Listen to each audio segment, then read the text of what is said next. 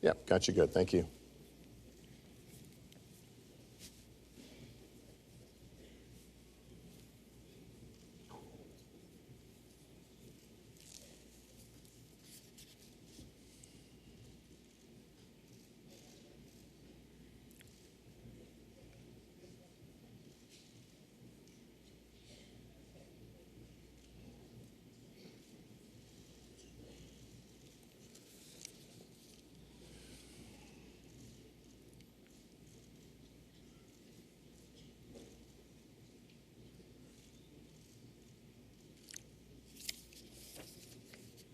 Okay.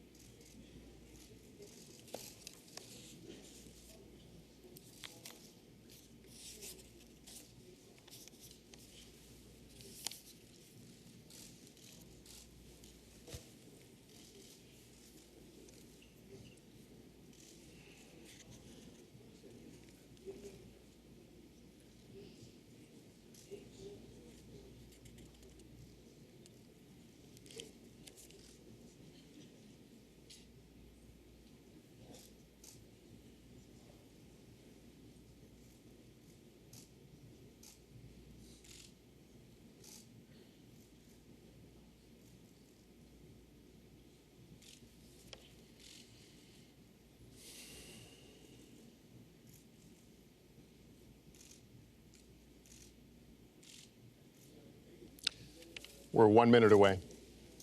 1 minute away.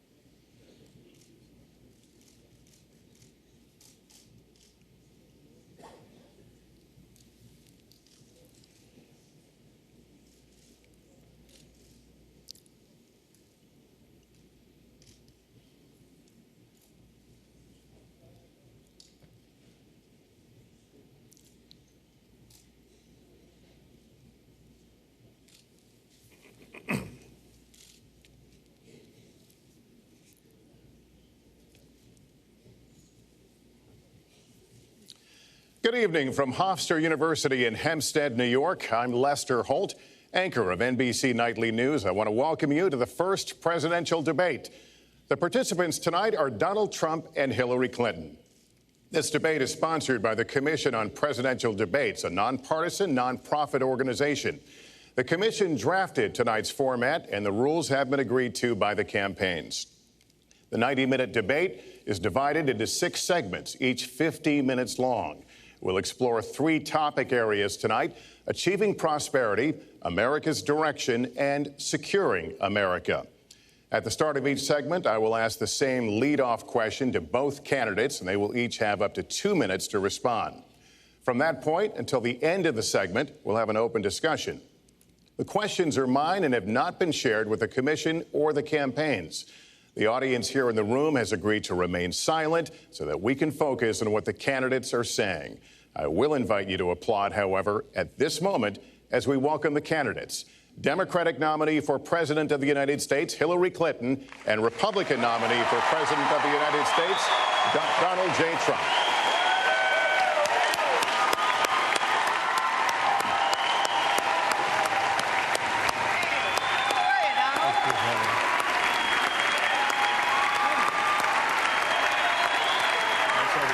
Good luck to you. Mr. Trump, good luck to you.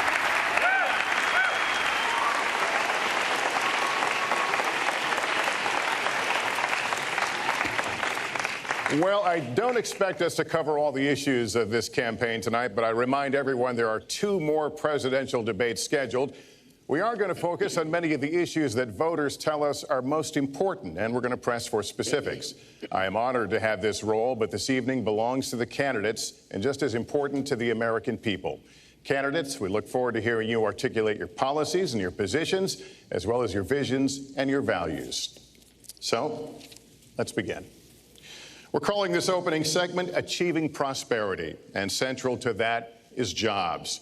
There are 2 economic realities in America today. There's been a record 6 straight years of job growth, and new census numbers show incomes have increased at a record rate after years of stagnation.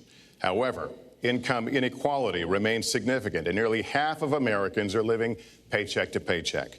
Beginning with you, Secretary Clinton, why are you a better choice than your opponent to create the kinds of jobs that will put more money into the pockets of American workers? Well, thank you, Lester, and thanks to Hofstra for hosting us. The central question in this election is really what kind of country we want to be and what kind of future we'll build together. Today is my granddaughter's 2nd birthday, so I think about this a lot. First, we have to build an economy that works for everyone, not just those at the top. That means we need new jobs, good jobs, with rising incomes.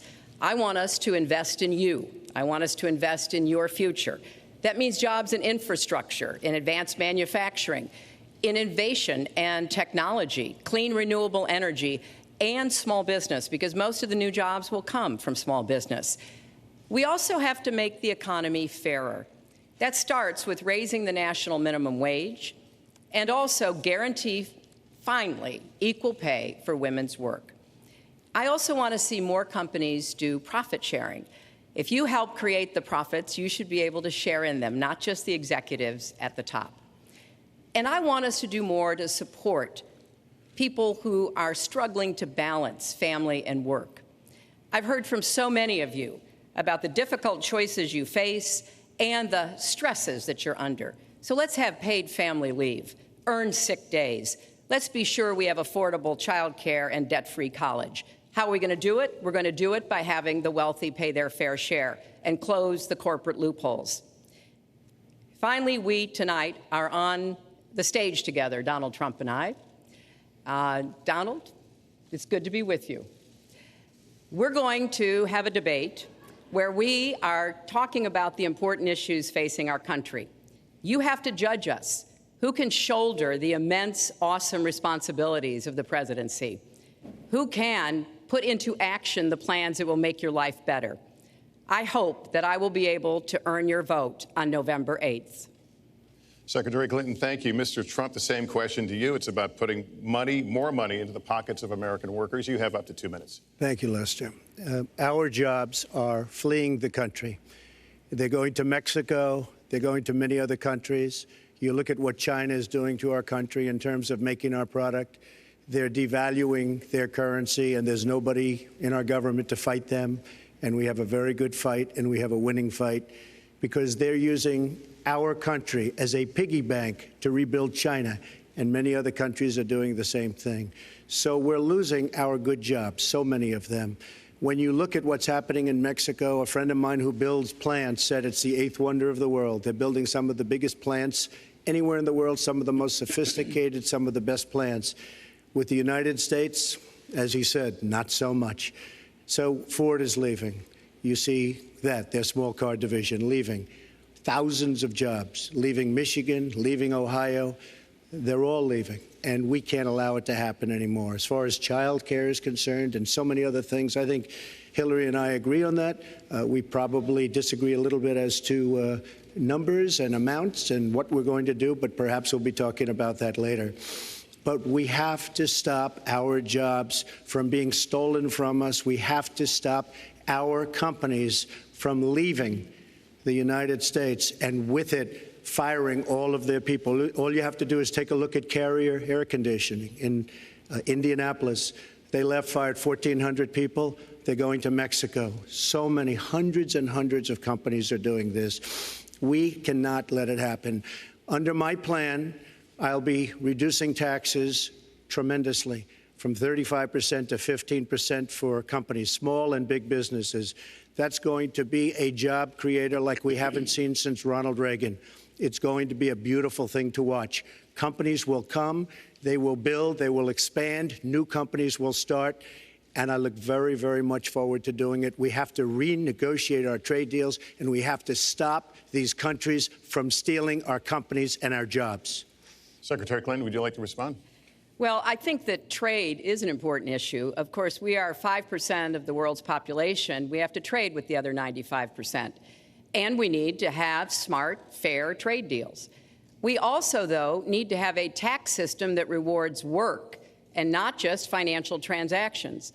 And the kind of plan that Donald has put forth would be trickle-down economics all over again. In fact, it would be the most extreme version, the biggest tax cuts for the top percent of the people in this country than we've ever had.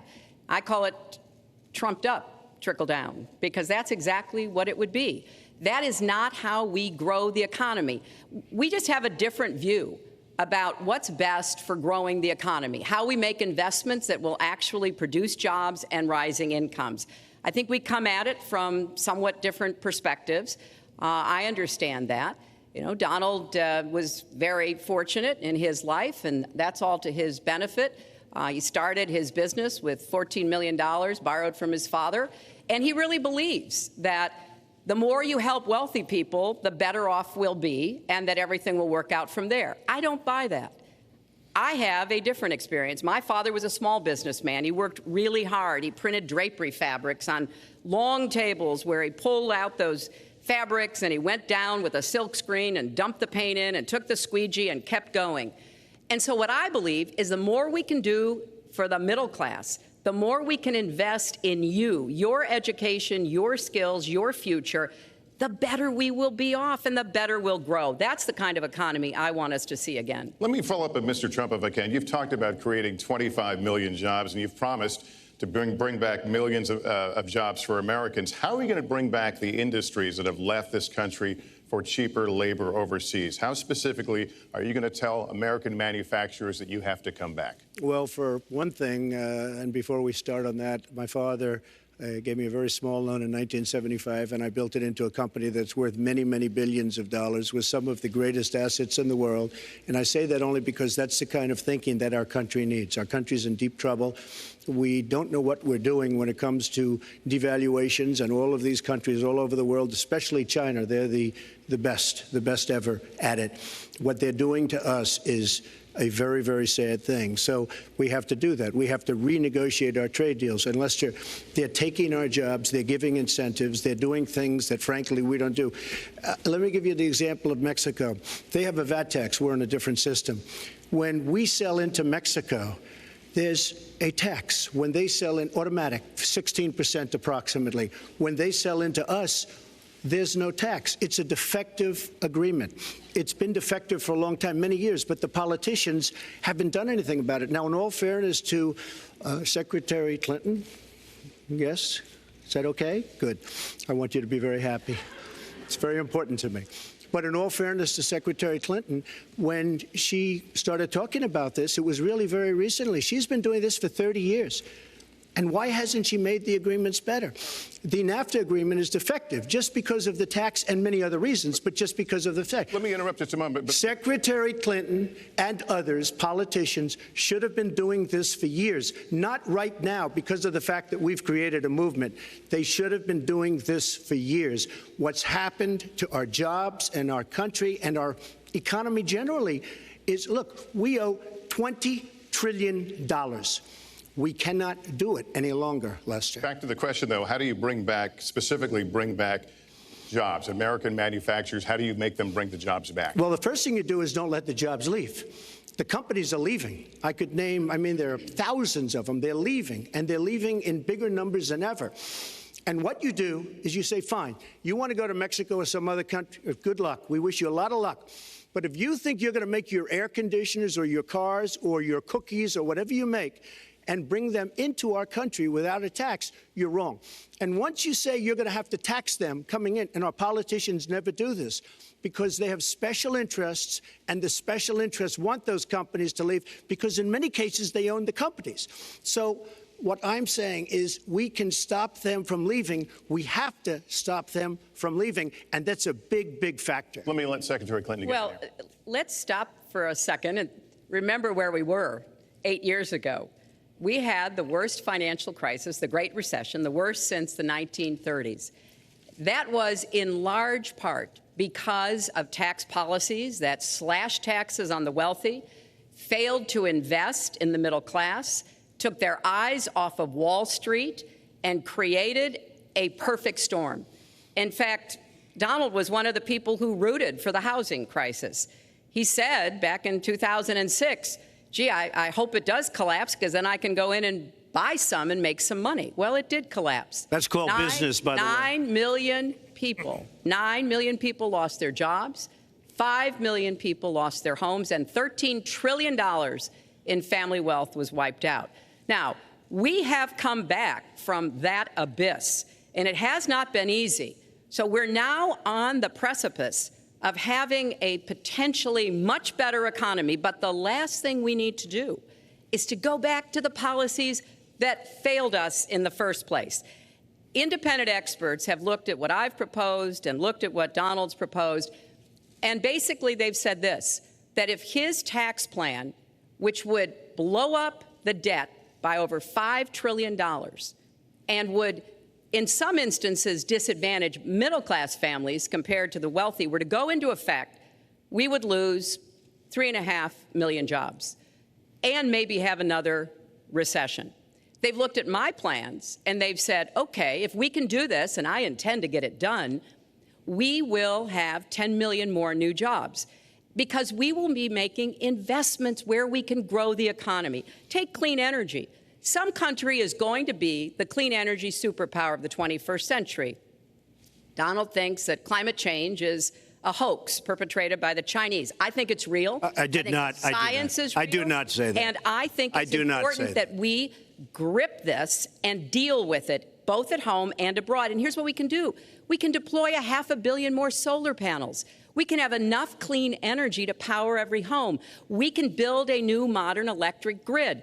That's a lot of jobs. That's a lot of new economic activity. So I've tried to be very specific about what we can and should do, and I am determined that we're going to get the economy really moving again, building on the progress we've made over the last 8 years, but never going back to what got us in trouble in the first place. Mr. Trump. She talks about solar panels. We invested in a solar company, our country. That was a disaster. They lost plenty of money on that one. Now, look, I'm a great believer in all forms of energy, but we're putting a lot of people out of work. Our energy policies are a disaster. Our country is losing so much in terms of energy, in terms of paying off our debt. You can't do what you're looking to do with $20 trillion in debt.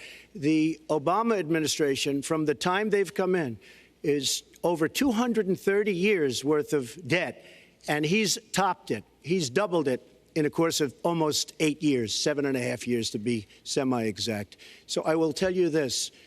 We have to do a much better job at keeping our jobs, and we have to do a much better job at giving companies incentive to build new companies or to expand, because they're not doing it. And all you have to do is look at Michigan and look at Ohio and look at all of these places where so many of their jobs and their companies are just leaving. They're gone. And Hillary, I just ask you this. You've been doing this for 30 years. Why are you just thinking about these solutions right now? For 30 years you've been doing it, and now you're just starting to think of solutions. Well, actually, I will bring back jobs. You can't bring back jobs. Well, actually, I have thought about this quite a bit. Yeah, for 30 years. I have, well, not quite that long. I think my husband did a pretty good job in the 1990s. I think a lot about what worked and how we can make it work again. Well, he approved 3 million NAFTA. New jobs, He approved a balanced NAFTA, budget, which is the single worst trade deal ever approved in this country. Incomes went up for everybody. Manufacturing jobs went up also in the 1990s, if we're actually going to look at the facts. When I was in the Senate, I had a number of trade deals that came before me. And I held them all to the same test. Will they create jobs in America? Will they raise incomes in America? And are they good for our national security? Some of them I voted for. The biggest one, a multinational one known as CAFTA, I voted against. And because I hold the same standards as I look at all of these trade deals. But let's not assume that trade is the only challenge we have in the economy. I think it is a part of it, and I've said what I'm going to do. I'm going to have a special prosecutor. We're going to enforce the trade deals we have, and we're going to hold people accountable. When I was Secretary of State, we actually increased American exports globally 30%.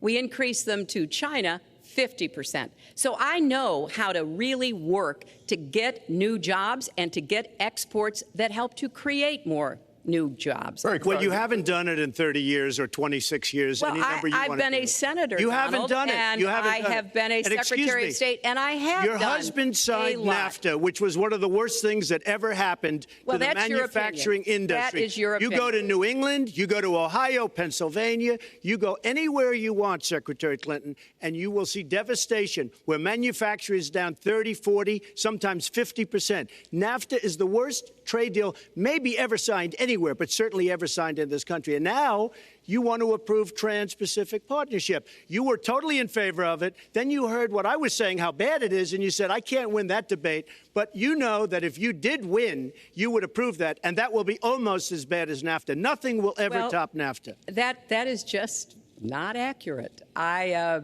was against it once it was finally negotiated and the terms were laid out. I wrote about that in... You called it the gold standard. I hope... You called it the gold standard of trade deals. You said it's the finest deal you've ever seen. No. And then you heard what I said about it, and all of a sudden you were against it. Well, Donald, I know you live in your own reality, but that is not the facts. The facts are, I did say I hoped it would be a good deal, but when it was negotiated, which I was not responsible for, I concluded it wasn't. I wrote about that. So is it President Obama's fault? Is it President Obama's fault? Even announced. Look, there are Secretary, is it President Obama's fault? There are because he's pushing it. There are different views about what's good for our country, our economy, and our leadership in the world. And I think it's important to look at what we need to do to get the economy going again. That's why I said new jobs with rising incomes, investments, not in more tax cuts that would add $5 trillion to the debt. But you have no plan. Oh, I do. Secretary, in fact, you have no plan. A book about it. It's called Stronger Together. You can pick it up tomorrow. That's about all you... Folks, at the bookstore or at an airport near you. We're going to move to... But it's because I see this. We need to have strong growth, fair growth, sustained growth. We also have to look at how we help families balance the responsibilities at home and the responsibilities at business. So we have a very robust set of plans, and people who have looked at both of our plans have concluded that mine would create 10 million jobs and yours would lose us 3.5 million jobs and explode You are going to approve one of the biggest tax cuts in history. You are going to approve one of the biggest tax increases in history. You are going to drive business out. Your regulations are a disaster, and you're going to increase regulations all over the place. And by the way, my tax cut is the biggest since Ronald Reagan. I'm very proud of it. It will create tremendous numbers of new jobs. But regulations, you are going to regulate these businesses out of existence. When I go around, Lester, I tell you this, I've been all over.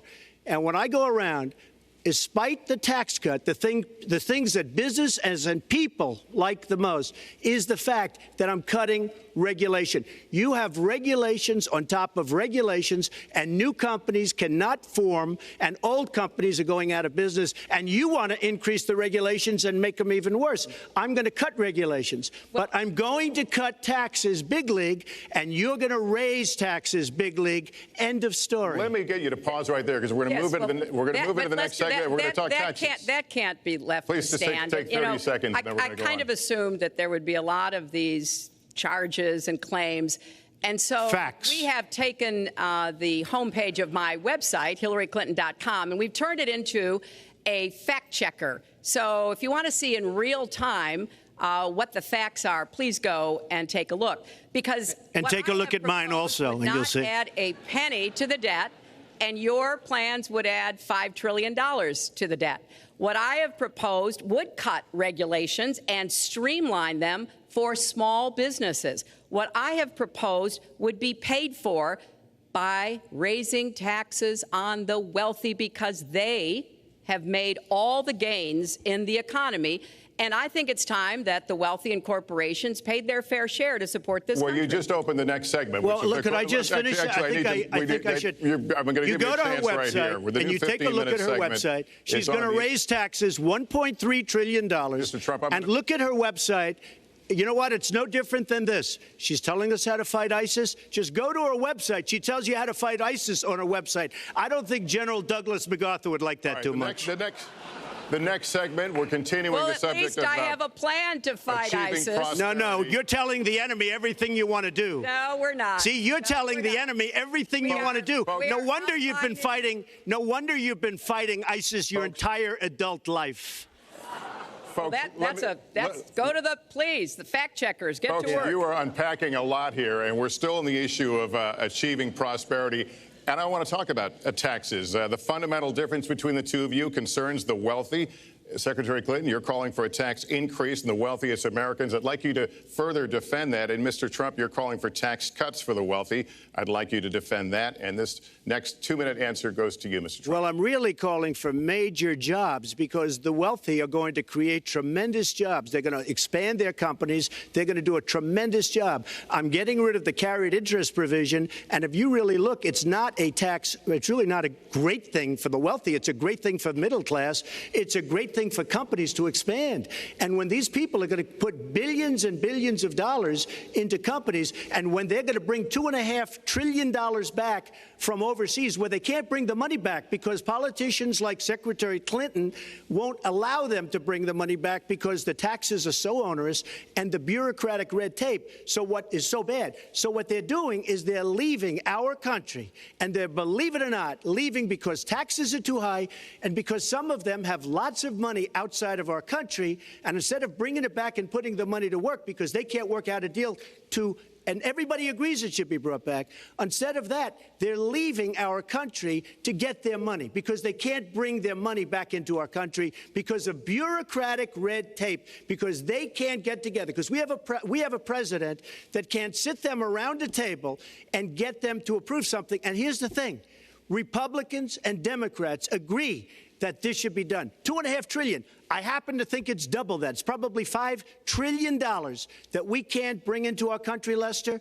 And with a little leadership, you'd get it in here very quickly, and it could be put to use on the inner cities and lots of other things, and it would be beautiful. But we have no leadership.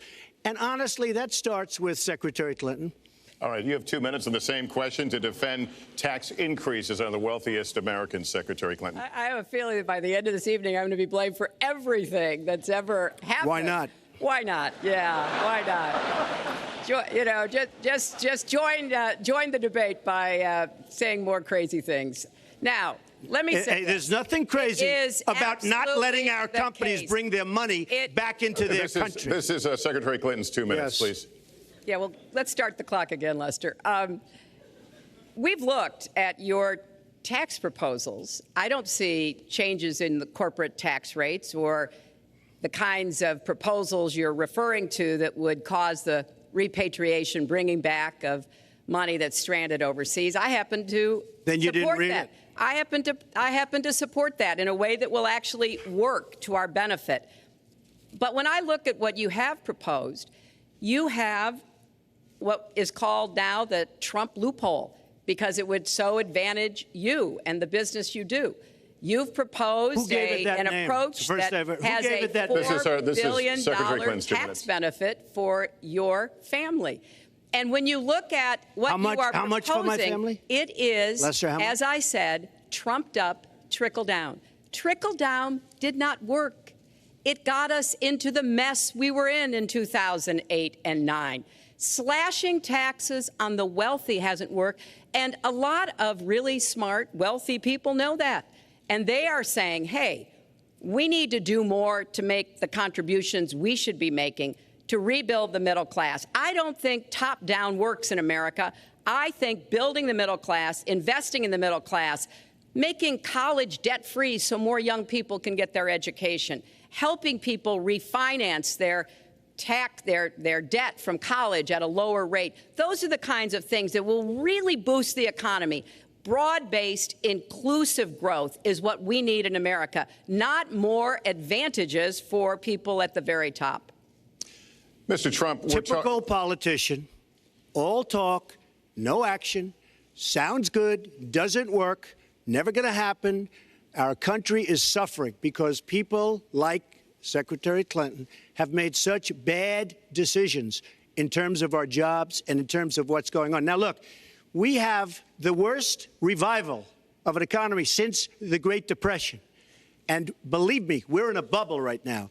And the only thing that looks good is the stock market. But if you raise interest rates even a little bit, that's going to come crashing down. We are in a big, fat, ugly bubble. And we better be awfully careful. And we have a Fed that's doing political things. This Janet Yellen of the Fed is doing political by keeping the interest rates at this level. And believe me, the day Obama goes off and he leaves and he goes out to the golf course for the rest of his life to play golf, when they raise interest rates, you're going to see some very bad things happen because the Fed is not doing their job. The Fed is being more political than Secretary Clinton. Mr. Trump, we're talking about the burden that Americans have to pay, yet you have not released your tax returns. And the reason nominees have released their returns for decades is that voters will know if their potential president owes money to, who he owes it to, and any business conflicts. Don't Americans have a right to know if there are any conflicts of interest? I don't mind releasing. I'm under a routine audit, and it'll be released. And as soon as the audit's finished, it'll be released. But you will learn more about Donald Trump by going down to the federal elections, where I filed a 104-page, essentially financial statement of sorts, the forms that they have. It shows income. In fact, the income, I just looked today, the income is filed at $694 million for this past year. $694 million. If you would have told me I was going to make that 15 or 20 years ago, I would have been very surprised. But that's the kind of thinking that our country needs. When we have a country that's doing so badly, that's being ripped off by every single country in the world, it's the kind of thinking that our country needs because everybody, Lester, we have a trade deficit with all of the countries that we do business with of almost $800 billion a year. You know what that is? That means who's negotiating these trade deals? We have people that are political hacks negotiating our trade deals. The IRS says an audit of your taxes, you're perfectly free to release your taxes during an audit. And so the question, does the public's right to know outweigh your personal? Well, I told you, I will release them as soon as the audit. Look, I've been under audit almost for 15 years. I know a lot of wealthy people that have never been audited. I said, do you get audited? I get audited almost every year. And in a way, I should be complaining. I'm not even complaining. I don't mind it. It's almost become a way of life. I get audited by the IRS, but other people don't. I will say this. We have a situation in this country that has to be taken care of. I will release my tax returns against my lawyer's wishes when she releases her 33,000 emails that have been deleted. As soon as she releases them, I will release my tax returns. And that's against my lawyers. They say, don't do it. I will tell you this. No, in fact, watching shows, reading the papers, almost every lawyer says, you don't release your returns until the audit's complete. When the audit's complete, I'll do it. But I would go against them if she releases her email. So it's negotiable? It's not negotiable. No, let her release the email. Why did she delete 33,000? Well, I'll let her ask that, but let me just admonish the audience one more time. There was an agreement. We did ask you to be silent, so it would be helpful for us. Secretary Clinton. Well, I think you've just seen another example of bait and switch here. For 40 years, everyone running for president has released their tax returns. You can go and see nearly, I think, 39, 40 years of our tax returns, but everyone has done it. We know the IRS has made clear there is no prohibition on releasing it when you're under audit. So you've got to ask yourself, why won't he release his tax returns? And I think there may be a couple of reasons. First, maybe he's not as rich as he says he is. Second, maybe he's not as charitable as he claims to be. Third, we don't know all of his business dealings, but we have been told through investigative reporting that he owes about $650 million to Wall Street and foreign banks. Or maybe he doesn't want the American people, all of you watching tonight, to know that he's paid nothing in federal taxes, because the only years that anybody's ever seen were a couple of years when he had to turn them over to state authorities when he was trying to get a casino license, and they showed he didn't pay any federal income tax. So if he's paid zero, that means zero for troops, zero for vets, zero for schools or health. And I think probably he's not all that enthusiastic about having the rest of our country see what the real reasons are, because it must be something really important, even terrible, that he's trying to hide. And the financial disclosure statement, they don't give you the tax rate. They don't give you all the details that tax returns would.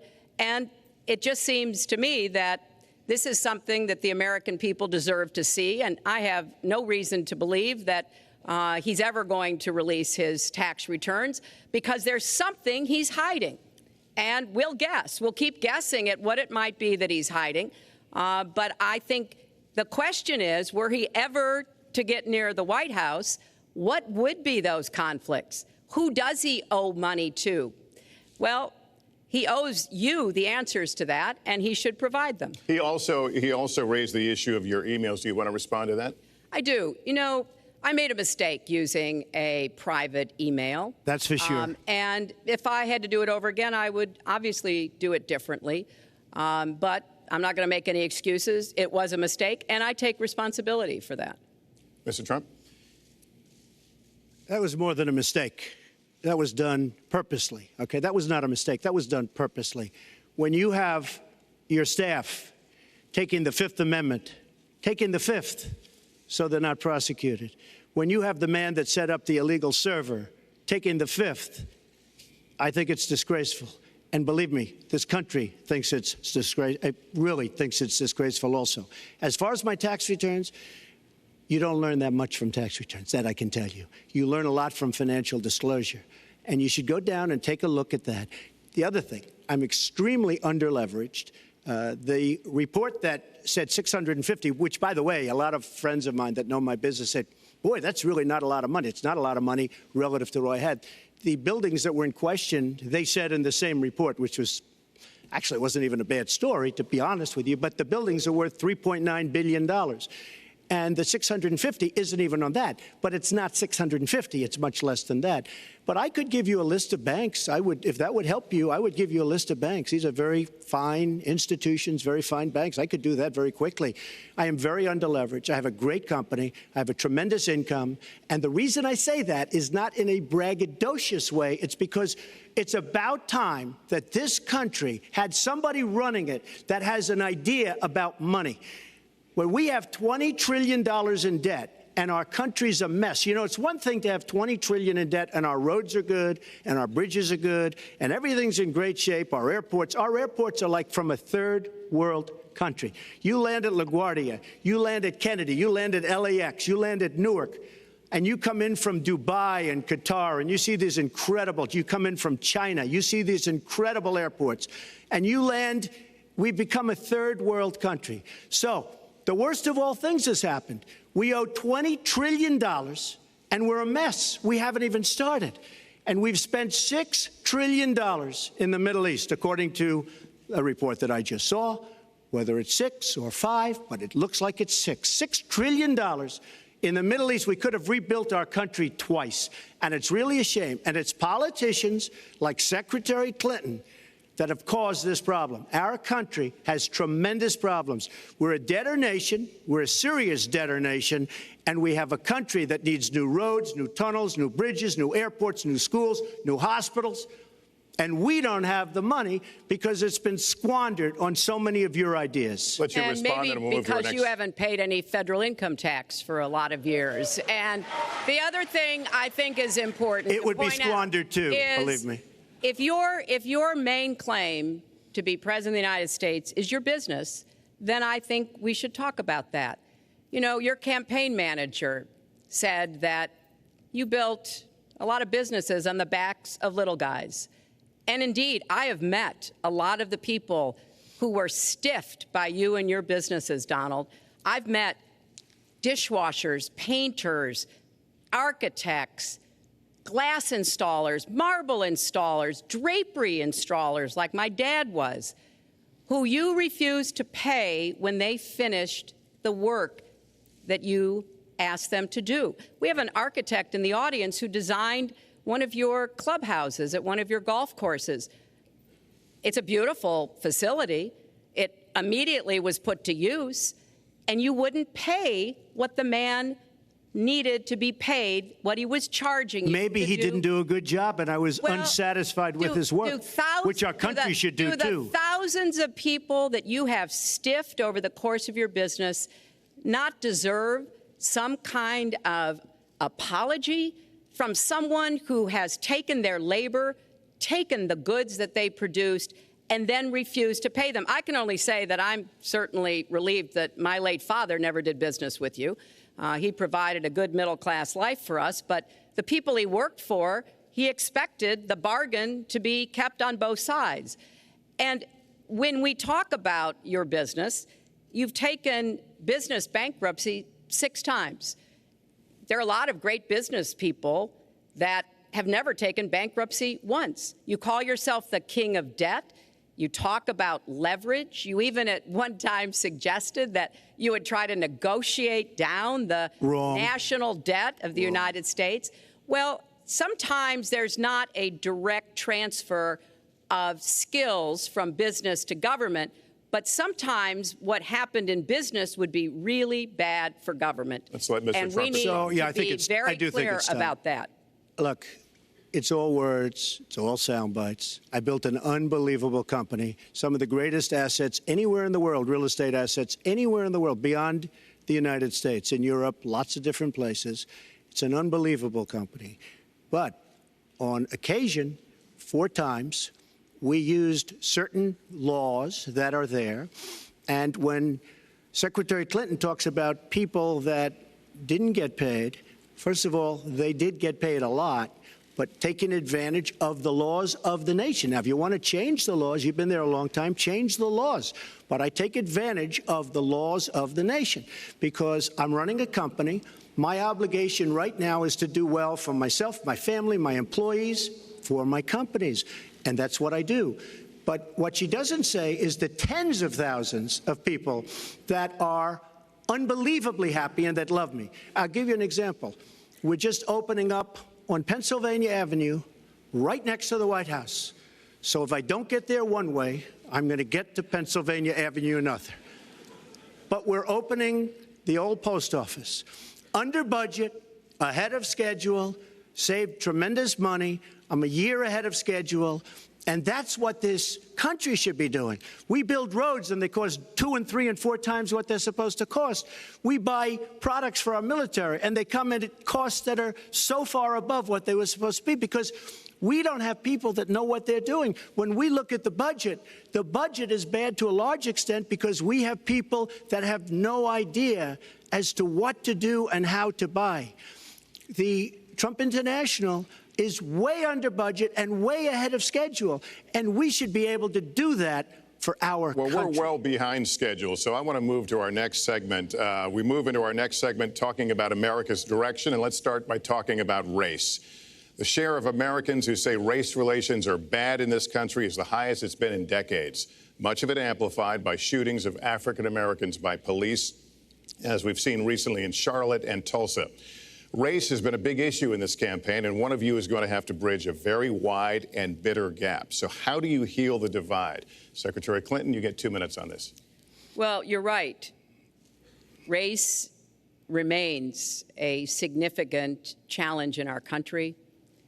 Unfortunately, race still determines too much, often determines where people live, determines what kind of education in their public schools they can get, and yes, it determines how they're treated in the criminal justice system. We've just seen those 2 tragic examples in both Tulsa and Charlotte. And we've got to do several things at the same time.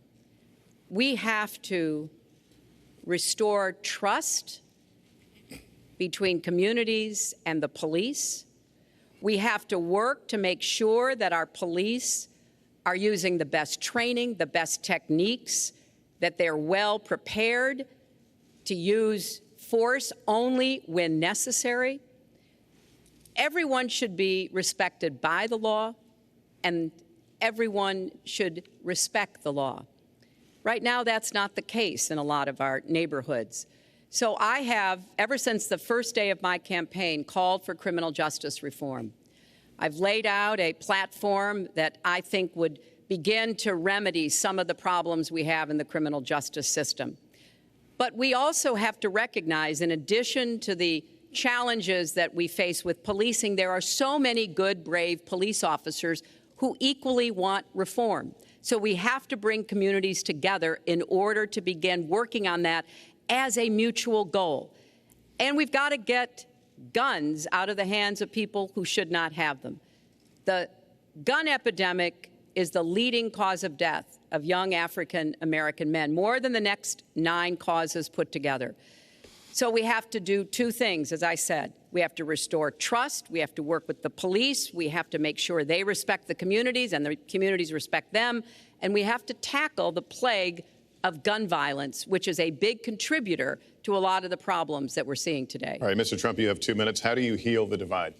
Well, first of all, Secretary Clinton doesn't want to use a couple of words, and that's law and order. And we need law and order. If we don't have it, we're not going to have a country. And when I look at what's going on in Charlotte, a city I love, a city where I have investments, when I look at what's going on throughout various parts of our country, whether it's, I can just keep naming them all day long. We need law and order in our country. And I just got today, as you know, the endorsement of the Fraternal Order of Police. We just came in. We have endorsements from, I think, almost every police group, a large percentage of them in the United States. We have a situation where we have our inner cities, African Americans, Hispanics, are living in hell because it's so dangerous. You walk down the street, you get shot. In Chicago, they've had thousands of shootings, thousands, since January 1st, thousands of shootings. And I'm saying, where is this? Is this a war-torn country? What are we doing? And we have to stop the violence. We have to bring back law and order. In a place like Chicago, where thousands of people have been killed, thousands over the last number of years. In fact, almost 4,000 have been killed since Barack Obama became president. Almost 4,000 people in Chicago have been killed. We have to bring back law and order. Now, whether or not in a place like Chicago you do stop and frisk, which worked very well, Mayor Giuliani is here, it worked very well in New York. It brought the crime rate way down. But you take the gun away from criminals that shouldn't be having it. We have gangs roaming the street, and in many cases, they're illegally here, illegal immigrants, and they have guns, and they shoot people. And we have to be very strong, and we have to be very vigilant. We have to know what we're doing.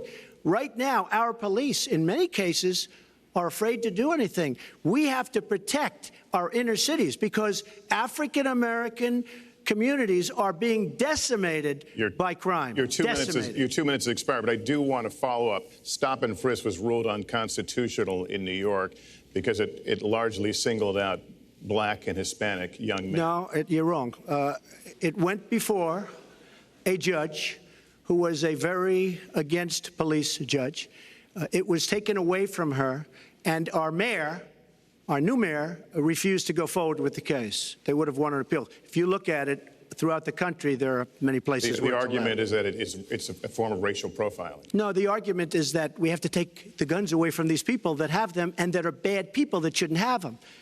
These are felons. These are people that are bad people that shouldn't be. When you have 3,000 shootings in Chicago from January 1st, when you have 4,000 people killed in Chicago by guns from the beginning of the presidency of Barack Obama, his hometown, you have to have stop and frisk. You need more police. You need a better community relation. You don't have good community relations in Chicago. It's terrible. I have property there. It's terrible what's going on in Chicago. But when you look, and Chicago's not the only, you go to Ferguson, you go to so many different places. You need better relationships. I agree with Secretary Clinton on this. You need better relationships between the communities and the police, because in some cases it's not good. But you look at Dallas, where the relationships were really studied. The relationships were really a beautiful thing. And then 5 police officers were killed one night very violently. So there's some bad things going on, some really bad things. Secretary Clinton, but we need, Lester, we need law and order. And we need law and order in the inner cities, because the people that are most affected by what's happening are African American and Hispanic people. And it's very unfair to them what our politicians are allowing to happen. Secretary Clinton. Well, I've heard Donald say this at his rallies, and it's really unfortunate that he paints such a dire, negative picture of Black communities in our country. Ugh. You know, the vibrancy of the Black church, the Black businesses that employ so many people, the opportunities that so many families are working to provide for their kids. There's a lot that we should be proud of and we should be supporting and lifting up. But we do always have to make sure we keep people safe. There are the right ways of doing it, and then there are ways that are ineffective. Stop and frisk was found to be unconstitutional, and in part because it was ineffective. It did not do what it needed to do. Now, I believe in community policing, and in fact, violent crime is 1/2 of what it was in 1991. Property crime is down 40%. We just don't want to see it creep back up. We've had 25 years of very good cooperation, but there were some problems, some unintended consequences. Too many young African American and Latino men ended up in jail for nonviolent offenses, and it's just a fact that if you're a young African American man and you do the same thing as a young white man, you are more likely to be arrested, charged, convicted, and incarcerated. So we've got to address the systemic racism in our criminal justice system. We cannot just say law and order. We have to say we have to come forward with a plan that is going to divert people from the criminal justice system, deal with mandatory minimum sentences, which have put too many people away for too long for doing too little. We need to have more second chance programs. I'm glad that we're ending private prisons in the federal system. I want to see them ended in the state system. You shouldn't have a profit motivation to fill prison cells with young Americans. So there are some positive ways we can work on this. And I believe strongly that common sense gun safety measures would assist us right now. And this is something Donald has supported along with the gun lobby. Right now, we've got too many military-style weapons on the streets. In a lot of places, our police are outgunned. We need comprehensive background checks, and we need to keep guns out of the hands of those who will do harm. And we finally need to pass a prohibition on anyone who's on the terrorist watch list from being able to buy a gun in our country. If you're too dangerous to fly, you are too dangerous to buy a gun. So there are things we can do, and we ought to do it in a bipartisan way. Secretary Clinton, last week you said we've got to do everything possible to improve policing, to go right at implicit bias. Do you believe that police are implicitly biased against Black people? Lester, I think implicit bias is a problem for everyone, not just police. I think, unfortunately, too many of us in our great country jump to conclusions about each other. And therefore, I think we need all of us to be asking hard questions about, why am I feeling this way? But when it comes to policing, since it can have literally fatal consequences, I have said in my first budget we would put money into that budget to help us deal with implicit bias by retraining a lot of our police officers. I've met with a group of very distinguished, experienced police chiefs a few weeks ago. they admit it's an issue. They've got a lot of concerns. Mental health is one of the biggest concerns because now police are having to handle a lot of really difficult mental health problems on the street. They want support. They want more training. They want more assistance. And I think the federal government could be in a position where we would offer and provide that. I'd like to respond. Please. First of all, I agree, and a lot of people, even within my own party, want to give certain rights to people on watch lists and no-fly lists.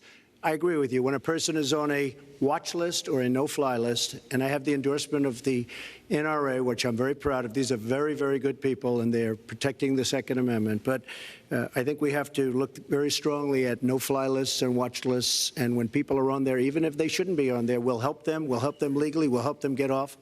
But I tend to agree with that quite strongly. I do want to bring up the fact that you were the one that brought up the word super predator about young black youth. And that's a term that I think was it's been horribly met, as you know. I think you've apologized for it. But I think it was a terrible thing to say. And when it comes to stop and frisk, you know, you're talking about taking guns away. Well, I'm talking about taking guns away from gangs and people that use them. And I really don't think you disagree with me on this, if you want to know the truth. I think maybe there's a political reason why you can't say it, but I really don't believe. In New York City, stop and frisk, we had 2,200 murders, and stop and frisk brought it down to 500 murders. 500 murders is a lot of murders. Hard to believe. 500 is like supposed to be good. But we went from 2,200 to 500, and it was continued on by Mayor Bloomberg, and it was terminated by current mayor. But stop and frisk had a tremendous impact on the safety of New York City, tremendous beyond belief. So when you say it has no impact, it really did. It had a very, very big impact. Well, it's also fair to say, if we're going to talk about mayors, that under the current mayor, crime has continued to drop, including murders. So there you're is... wrong. You're wrong. No, I'm not. Murders are up. All right, you check. New York has done an excellent job, and I give credit. I give credit across the board, going back to mayors, to police chiefs, because it has worked, and other communities need to come together to do what will work as well. Look, one murder is too many, but it is important that we learn about what has been effective and not go to things that sound good that really did not have the kind of impact that we would want. Who disagrees with keeping neighborhoods safe? But let's also add, no one should disagree about respecting the rights of young men who live in those neighborhoods. And so we need to do a better job of working again with the communities, faith communities, business communities, as well as the police, to try to deal with this problem. This conversation is about race, and so, Mr. Trump, I have to ask you. But I'd like to just respond, if I might. Please, 20 seconds. I'd just like to respond. Please respond, then I've got to follow up. Look, the African-American community has been let down by our politicians. They talk good around election time, like right now, and after the election, they said, see you later, I'll see you in 4 years. The African-American community, look, the community within the inner cities has been so badly treated. They've been abused and used in order to get votes by Democrat politicians, because that's what it is. They've controlled these communities for up to 100 years. Mr. Trump, let me... Well, unbroken. And I will tell you, you look at the inner cities, and I just left Detroit, and I just left Philadelphia, and I just, you know, you've seen me. I've been all over the place. You decided to stay home, and that's okay. But I will tell you, I've been all over, and I've met some of the greatest people I'll ever meet within these communities, and they are very, very upset with what their politicians have told them and what their politicians have done. Mr. Trump, I think Donald just criticized me for preparing for this debate, and yes, I did. And you know what else I prepared for? I prepared to be president, and I think that's a good thing. Mr. Trump, for 5 years, you perpetuated a false claim that the nation's first black president was not a natural-born citizen. You questioned his legitimacy. In the last couple of weeks, you acknowledged what most Americans have accepted for years: the president was born in the United States. Can you tell us what took you so long? I'll tell you just very simple to say. Sidney Blumenthal works for the campaign and very close friend of Secretary Clinton. and her campaign manager, Patty Doyle, went to, during the campaign, her campaign against President Obama, fought very hard. And you can go look it up and you can check it out. And if you look at CNN this past week, Patty Solis Doyle was on Wolf Blitzer saying that this happened. Blumenthal sent McClatchy, highly respected reporter at McClatchy, to Kenya to find out about it. They were pressing it very hard. She failed to get the birth certificate. When I got involved, I didn't fail. I got him to give the birth certificate. So I'm satisfied with it, and I'll tell you why I'm satisfied with it. That was because I want to get on to defeating ISIS, because I want to get on to creating jobs, because I want to get on to having a strong border, because I want to get on to things that are very important to me and that are very important to the country. I'll let you respond. That's important, but I just want to get the answer here. The birth certificate was produced in 2011. You continued to tell the story and question the president's legitimacy in 2012, 13, 14, 15, as recently as January. So the question is, what changed your mind? Well, nobody was pressing it. Nobody was caring much about it. I figured you'd ask the question tonight, of course, but nobody was caring much about it. But I was the one that got him to produce the birth certificate, and I think I did a good job. Secretary Clinton also fought it. I mean, you know, now everybody in mainstream is going to say, oh, that's not true. Look, it's true. Sidney Blumenthal sent a reporter. You just have to take a look at CNN last week, the interview with your former campaign manager, and she was involved. But just like she can't bring back jobs, she can't produce. I'm sorry, I'm just going to follow up, and I will let you respond to that because there's a lot there. But we're talking about racial healing in this segment. What do you say to Americans? Well, it was very, I say nothing. I say nothing because I was able to get him to produce it. He should have produced it a long time before. I say nothing. But let me just tell you, when you talk about healing, I think that I've developed very, very good relationships over the last little while with the African-American community. I think you can see that. And I feel that they really wanted me to come to that conclusion, and I think I did a great job and a great service, not only for the country, but even for the president, in getting him to produce his birth certificate. Secretary Clinton. Well, just listen to what you heard. And clearly, as Donald just admitted, he knew he was going to stand on this debate stage, and Lester Holt was going to be asking us questions, so he tried to put the whole racist birther lie to bed. But it can't be dismissed that easily. He has really started his political activity based on this racist lie that our first black president was not an American citizen. There was absolutely no evidence for it, but he persisted. He persisted year after year because some of his supporters, people that he was trying to bring into his fold, apparently believed it or wanted to believe it. But remember, Donald started his career back in 1973 being sued by the Justice Department for racial discrimination because he would not rent apartments in one of his developments to African Americans, and he made sure that the people who worked for him understood that was the policy. He actually was sued twice by the Justice Department.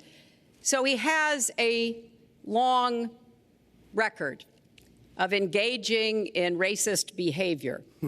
And the birther lie was a very hurtful one. You know, Barack Obama is a man of great dignity, and I could tell how much it bothered him and annoyed him that this was being touted and used against him. But I like to remember what Michelle Obama said in her amazing speech at our Democratic National Convention. When they go low, we go high. And Barack Obama went high, despite Donald Trump's best efforts to bring him down. Mr. Trump, you can respond, then we're going to move on to the next segment. I would love to respond. First of all, I got to watch, in preparing for this, some of your debates against Barack Obama. You treated him with terrible disrespect. And I watched the way you talk now about how lovely everything is and how wonderful you are. It doesn't work that way.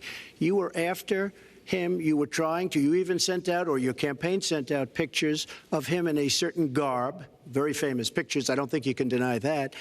But just last week, your campaign manager said it was true. So when you try to act holier than thou, it really doesn't work. It really doesn't. Now, as far as the lawsuit, yes, when I was very young, I went into my father's company, had a real estate company in Brooklyn and Queens, and we, along with many, many other companies throughout the country, it was a federal lawsuit, were sued. We settled the suit with no admission of guilt. It was very easy to do, but they sued many people.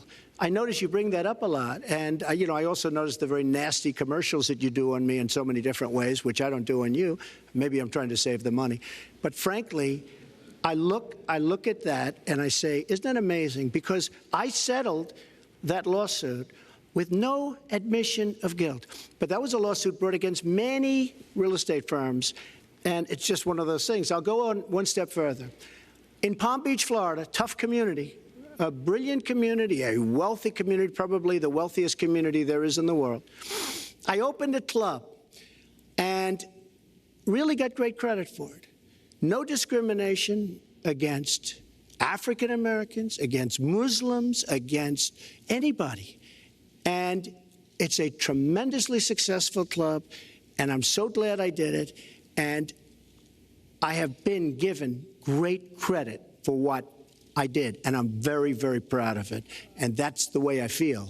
That is the true way I feel. Our next segment is called Securing America. We want to start with a 21st century war happening every day in this country. Our institutions are under cyber attack, and our secrets are being stolen. So my question is, who's behind it, and how do we fight it? Secretary Clinton, this answer goes to you.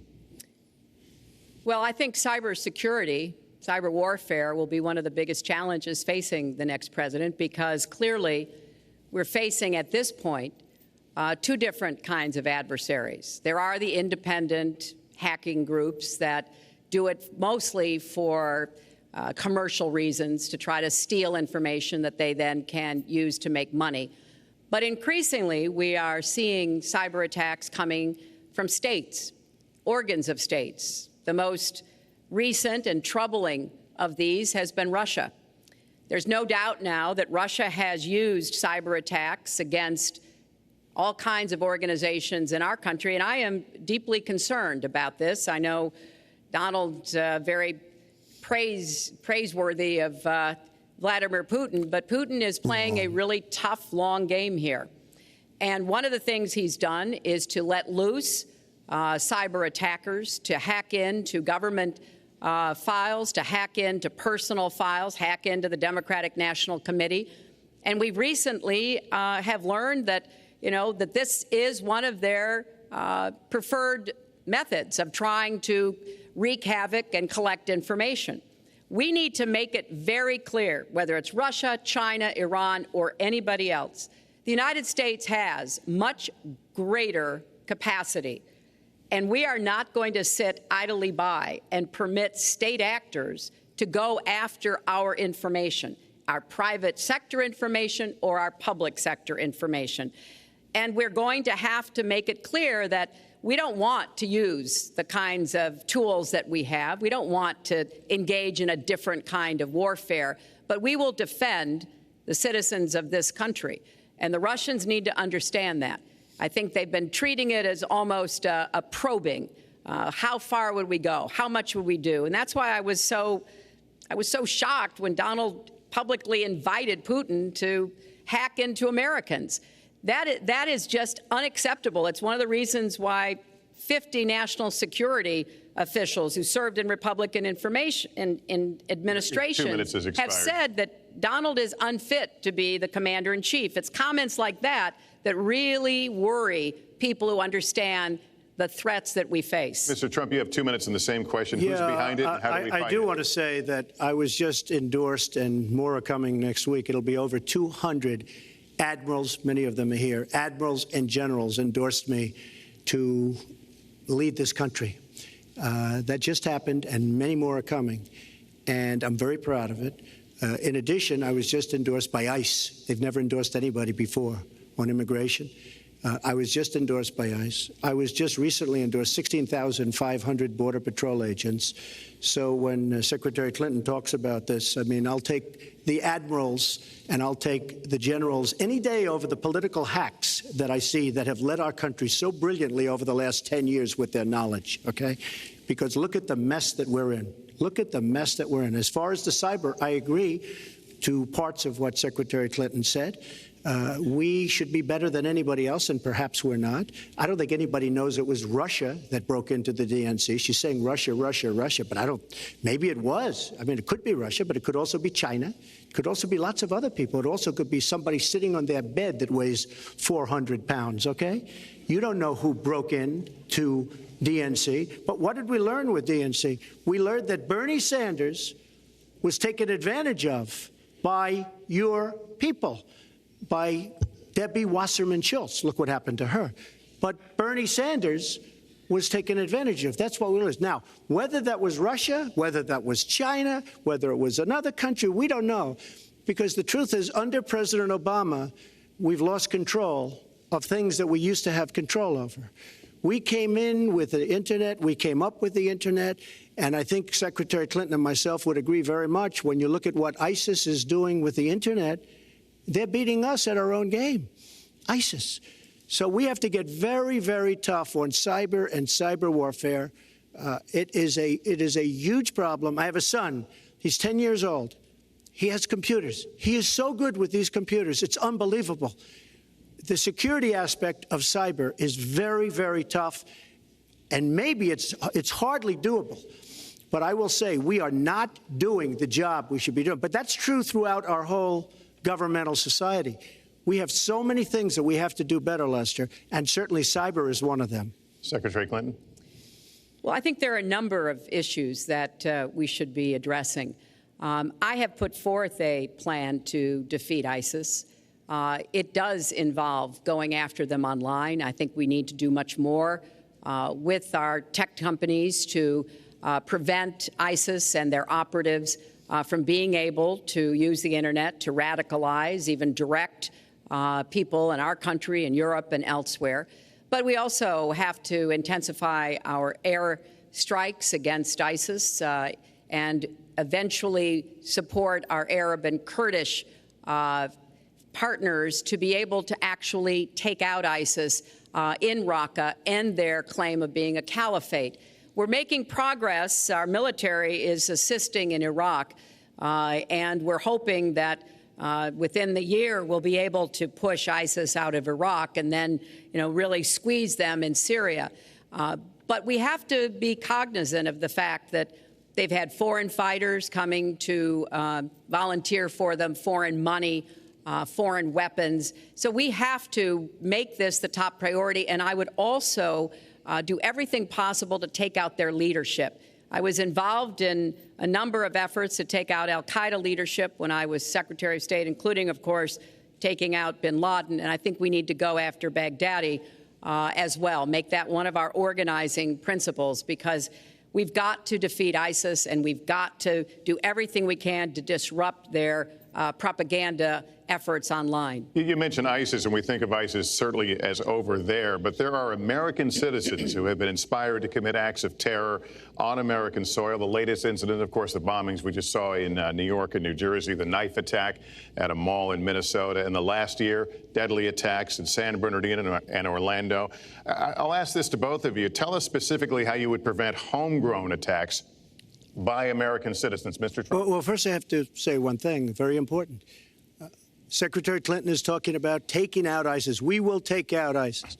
Well, President Obama and Secretary Clinton created a vacuum the way they got out of Iraq, because they got out, they shouldn't have been in, but once they got in, the way they got out was a disaster, and ISIS was formed. So she talks about taking them out. She's been doing it a long time. She's been trying to take them out for a long time. But they wouldn't have even been formed if they left some troops behind, like 10,000 or maybe something more than that. And then you wouldn't have had them.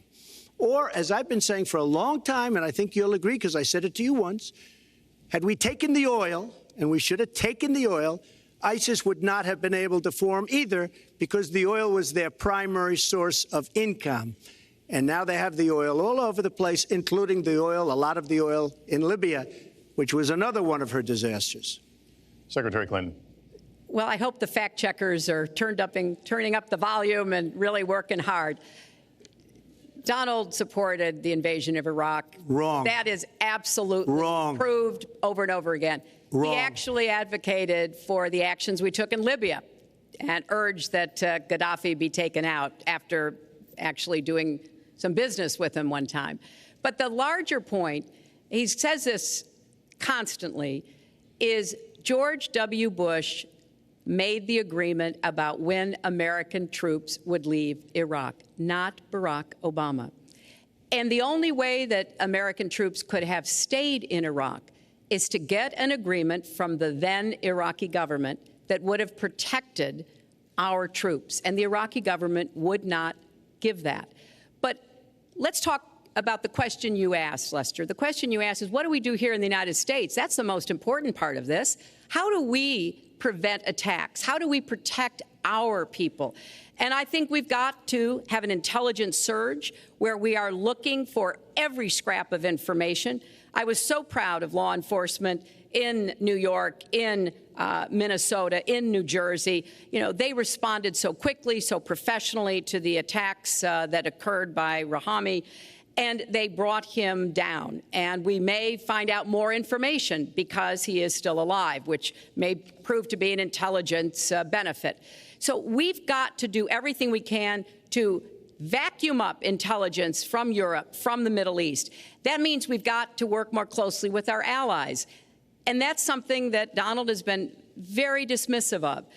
We're working with NATO, the longest military alliance in the history of the world, to really turn our attention to terrorism.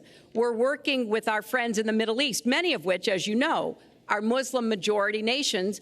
Donald has consistently insulted Muslims abroad, Muslims at home, when we need to be cooperating with Muslim nations and with the American Muslim community. They're on the front lines. They can provide information to us that we might not get anywhere else. They need to have close working cooperation with law enforcement in these communities, not be alienated and pushed away, as some of Donald's rhetoric, unfortunately, has led to. Mr. Well, I'd have to respond. Please respond. The Secretary said very strongly about working with. We've been working with them for many years. And we have the greatest mess anyone's ever seen. You look at the Middle East, it's a total mess, under your direction to a large extent. But you look at the Middle East, you started the Iran deal. That's another beauty, where you have a country that was ready to fall. I mean, they were doing so badly. They were choking on the sanctions, and now they're going to be actually probably a major power at some point pretty soon, the way they're going. But when you look at NATO, I was asked on a major show, what do you think of NATO? And you have to understand, I'm a business person. I did really well, but I have common sense. And I said, well, I'll tell you, I haven't given lots of thought to NATO, but two things. Number one, the 28 countries of NATO, many of them aren't paying their fair share. Number two, and that bothers me because we should be, as we're defending them, and they should at least be paying us what they're supposed to be paying by treaty and contract. And number two, I said, and very strongly, NATO could be obsolete because, and I was very strong on this, and it was actually covered very accurately in the New York Times, which is unusual for the New York Times, to be honest. But I said they do not focus on terror. And I was very strong, and I said it numerous times. And about 4 months ago, I read on the front page of the Wall Street Journal that NATO is opening up a major terror division. And I think that's great. And I think we should get, because we pay approximately 73% of the cost of NATO. It's a lot of money to protect other people. But I'm all for NATO. But I said they have to focus on terror also. And they're going to do that. And that was, believe me, I'm sure I'm not going to get credit for it, but that was largely because of what I was saying and my criticism of NATO. I think we have to get NATO to go into the Middle East with us, in addition to surrounding nations, and we have to knock the hell out of ISIS, and we have to do it fast. When ISIS formed in this vacuum created by Barack Obama and Secretary Clinton, and believe me, You were the ones that took out the troops. Not only that, you named the day. They couldn't believe it. They sat back probably and said, I can't believe it. They said, no, wait a minute. We've covered when they formed, this is something that never should have happened. It should have never happened. Now, you're talking about taking out ISIS, but you were there and you were Secretary of State when it was a little infant. Now it's in over 30 countries. And you're going to stop them? I don't think so. Mr. Trump, a lot of these are judgment questions. You had supported the war in Iraq before the invasion.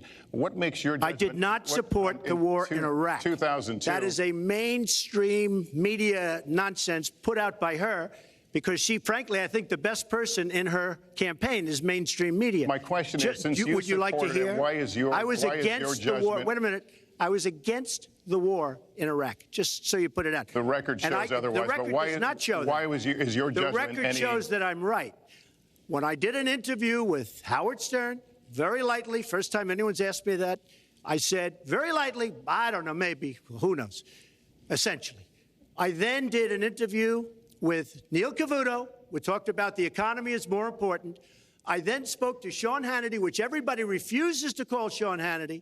I had numerous conversations with Sean Hannity at Fox, and Sean Hannity said, and he called me the other day, and I spoke to him about it.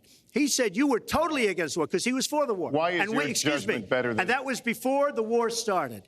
Sean Hannity said very strongly to me and other people, he's willing to say, but nobody wants to call him, I was against the war. He said, you used to have fights with me because Sean was in favor of the war. And I understand that side also, not very much, because we should have never been there. But nobody called Sean Hannity. And then they did an article in a major magazine shortly after the war started, I think in 2004, but they did an article which had me totally against the war in Iraq. And one of your compatriots said, you know, whether it was before or right after, Trump was definitely, because if you read this article, there's no doubt.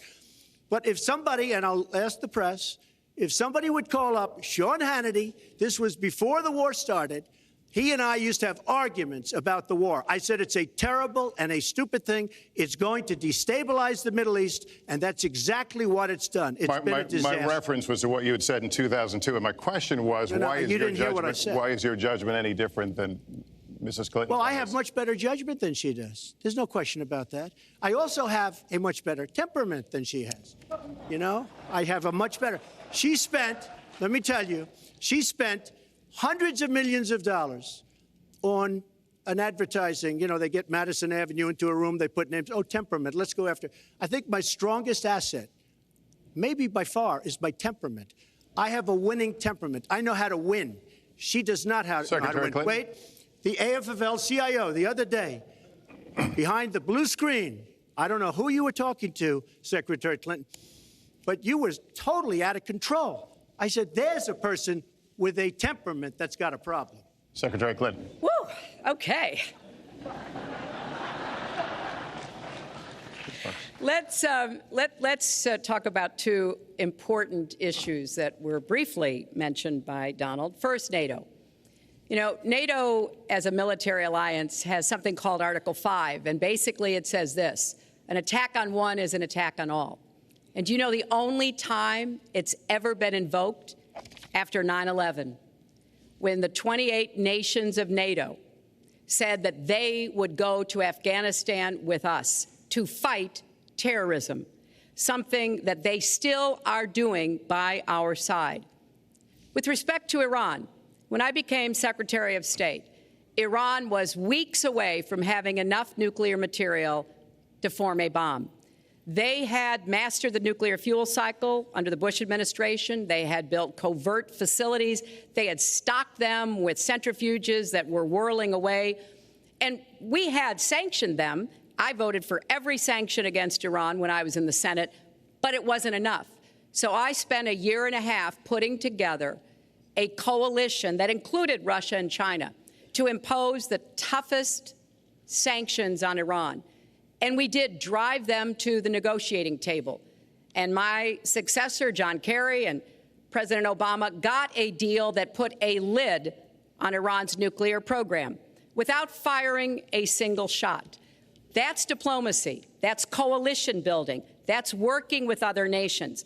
The other day, I saw Donald saying that there were some Iranian sailors on a ship in the waters off of Iran, and they were taunting American sailors who were on a nearby ship. He said, you know, if they taunted our sailors, I'd blow them out of the water and start another war. That's not good judgment. That is not the right temperament to be commander-in-chief, to be taunted. And the worst part of what we've heard Donald say has been about nuclear weapons. He has said repeatedly that he didn't care if other nations got nuclear weapons, Japan, South Korea, even Saudi Arabia. It has been the policy of the United States, Democrats and Republicans, to do everything we could to reduce the proliferation of nuclear weapons. He even said, well, you know, if there were a nuclear war in the East Asia, well, you know, that's fine. You know, have a good time, folks. And in fact, his cavalier attitude about nuclear weapons is so deeply troubling. That is the #1 threat we face in the world, and it becomes particularly threatening if terrorists ever get their hands on any nuclear material. So a man who can be provoked by a tweet should not have his fingers anywhere near the nuclear codes, as far as I think anyone with any sense about this should be concerned. That line's getting a little bit old, I must say. Listen, it's a good one, though. I would like to, well describes the problem. It's not an accurate one at all. It's not an accurate one. So I just want to give a lot of things, and just to respond, I agree with her on one thing. The single greatest problem the world has is nuclear armament, nuclear weapons, not global warming like you think and your president thinks. Nuclear is the single greatest threat. Just to go down the list, we defend Japan, we defend Germany, we defend South Korea, we defend Saudi Arabia, we defend countries.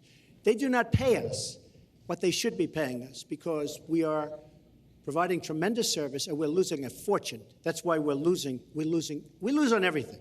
I say, who makes these? We lose on everything. Well, I said that it's very possible that if they don't pay a fair share, because this isn't 40 years ago where we could do what we're doing. We can't defend Japan, a behemoth selling us cars by the million. We need to move on. Wait, but it's very important. All I said was they may have to defend themselves or they have to help us out. We're a country that owes $20 trillion. They have to help us out. As far as the nuclear is concerned, I agree. It is the single greatest threat that this country has. Which leads my next question as we enter our last segment here still on the subject of securing America. On nuclear weapons, President Obama reportedly considered changing the nation's longstanding policy on first use. Do you support the current policy? Mr. Trump, you have 2 minutes on that. Well, I have to say that, for what Secretary Clinton was saying about nuclear with Russia, she's very cavalier in the way she talks about various countries. But Russia's been expanding. They have a much newer capability than we do. We have not been updating from the new standpoint. I looked the other night, I was seeing B-52s. They're old enough that your father, your grandfather could be flying them. We are not keeping up with other countries. I would like everybody to end it, just get rid of it. But I would certainly not do first strike. I think that once the nuclear alternative happens, it's over. At the same time, we have to be prepared. I can't take anything off the table because you look at some of these countries. You look at North Korea. We're doing nothing there. China should solve that problem for us. China should go into North Korea. China is totally powerful as it relates to North Korea. And by the way, another one powerful is the worst deal I think I've ever seen negotiated that you started is the Iran deal. Iran is one of their biggest trading partners. Iran has power over North Korea. And when they made that horrible deal with Iran, they should have included the fact that they do something with respect to North Korea. And they should have done something with respect to Yemen and all these other places. And when asked to Secretary Kerry, why didn't you do that? Why didn't you add other things into the deal? One of the great giveaways of all time, including $400 million in cash. Nobody's ever seen that before. That turned out to be wrong. It was actually $1.7 billion in cash. Obviously, I guess, for the hostages, it certainly looks that way. So you say to yourself, why didn't they make the right deal? This is one of the worst deals ever made by any country in history. The deal with Iran will lead to nuclear problems. All they have to do is sit back 10 years, and they don't have to do much, and they're going to end up getting nuclear. I met with Bibi Netanyahu the other day. Believe me, he is not a happy camper. All right, Mrs. Clinton, Secretary Clinton, you have 2 minutes. Let me start by saying words matter. Words matter when you run for president, and they really matter when you are president. And I want to reassure our allies in Japan and South Korea and elsewhere that we have mutual defense treaties and we will honor them. It is essential that America's word be good. And so I know that this campaign has caused some questioning and some worries on the part of many leaders across the globe. I've talked with a number of them. But I want to, on behalf of myself, and I think on behalf of a majority of the American people, say that, our word is good. It's also important that we look at the entire global situation. There's no doubt that we have other problems with Iran, but personally, I'd rather deal with the other problems having put that lid on their nuclear program than still to be facing that. And Donald never tells you what he would do. Would he have started a war? Would he have bombed Iran? If he's going to criticize a deal that has been very successful in giving us access to Iranian facilities that we never had before, then he should tell us what his alternative would be. But it's like his plan to defeat ISIS. He says it's a secret plan, but the only secret is that he has no plan. So we need to be more precise in how we talk about these issues. People around the world follow our presidential campaigns so closely, trying to get hints about what we will do. Can they rely on us? Are we going to lead the world with strength and in accordance with our values? That's what I intend to do. I intend to be a leader of our country that people can count on, both here at home and around the world, to make decisions that will further peace and prosperity, but also stand up to bullies, whether they're abroad or at home. We cannot let those who would try to destabilize the world, to interfere with American interests and security, to be given any opportunities at all. Is expired. Lester, one thing I'd like to say. Very quickly. I will go very quickly, but I will tell you that Hillary will tell you to go to her website and read all about how to defeat ISIS, which she could have defeated by never having it, get going in the first place. Right now, it's getting tougher and tougher to defeat them because they're in more and more places, more and more states, more and more nations. Mr. Trump. And it's a big problem.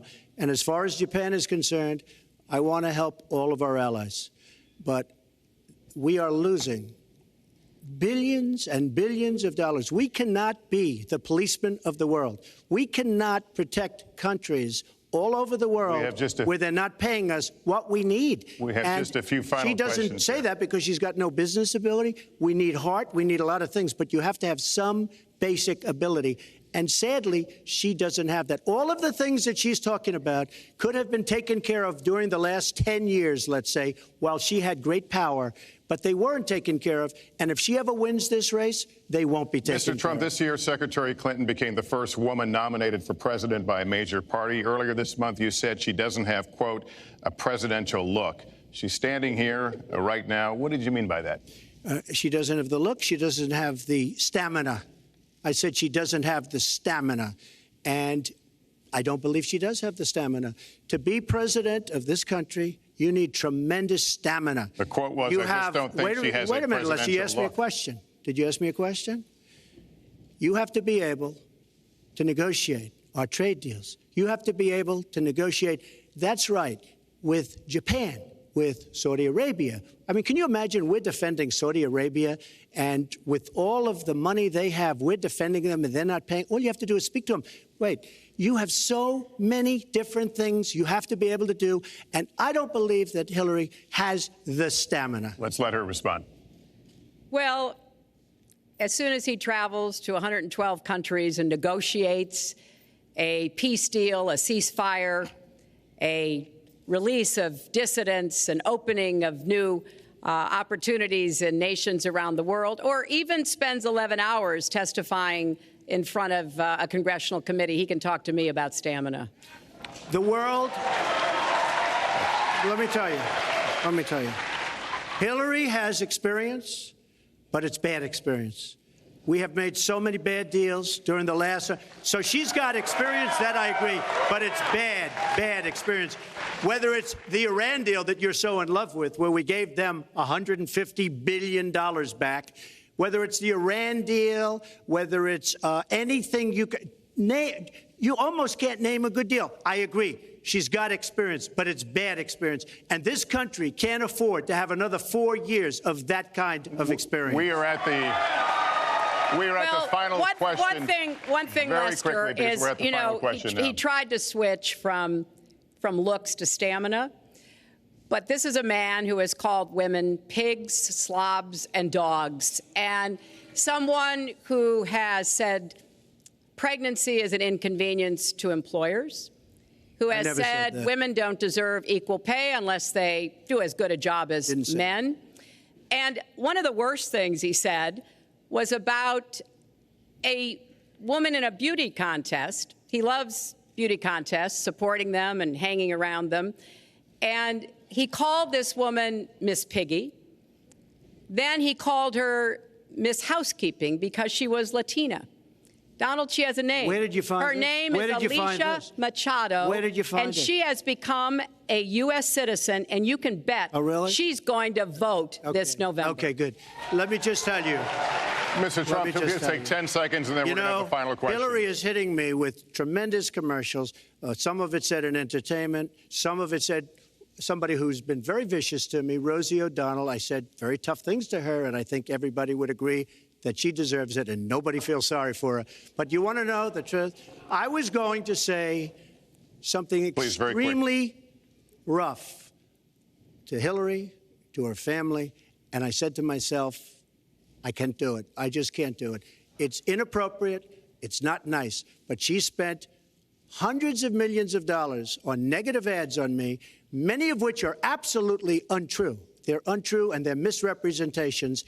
And I will tell you this, Lester, it's not nice, and I don't deserve that. But it's certainly not a nice thing that she's done. It's hundreds of millions of ads. And the only gratifying thing is I saw the polls come in today. And with all of that money, over $200 million is spent, and I'm either winning or tied, and I've spent practically nothing. One of you will not win this election. So my final question to you tonight, are you willing to accept the outcome as the will of the voters? Secretary Clinton? Well, I support our democracy. And sometimes you win, sometimes you lose. But I certainly will support the outcome of this election. And I know Donald's trying very hard to plant doubts about it, but I hope the people out there understand this election's really up to you. It's not about us so much as it is about you and your families and the kind of country and future you want. So I sure hope you will get out and vote as though your future depended on it, because I think it does. Mr. Trump, very quickly, the same question. Will you accept the outcome as the will of the voters? I want to make America great again. We are a nation that is seriously troubled. We're losing our jobs. People are pouring into our country. The other day, we were deporting 800 people, and perhaps they passed the wrong button, they pressed the wrong button, or perhaps, worse than that, it was corruption.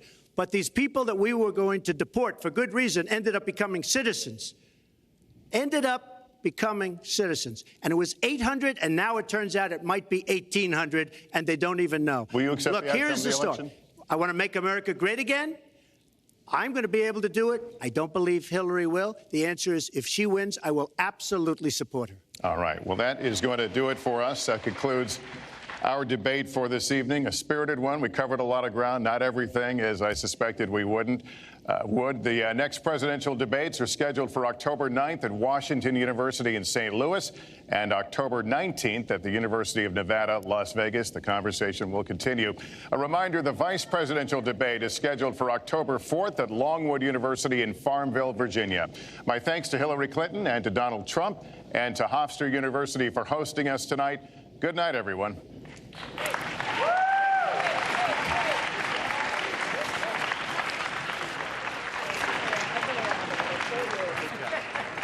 Thanks, Lester. Very much. much. Thank you. Lester,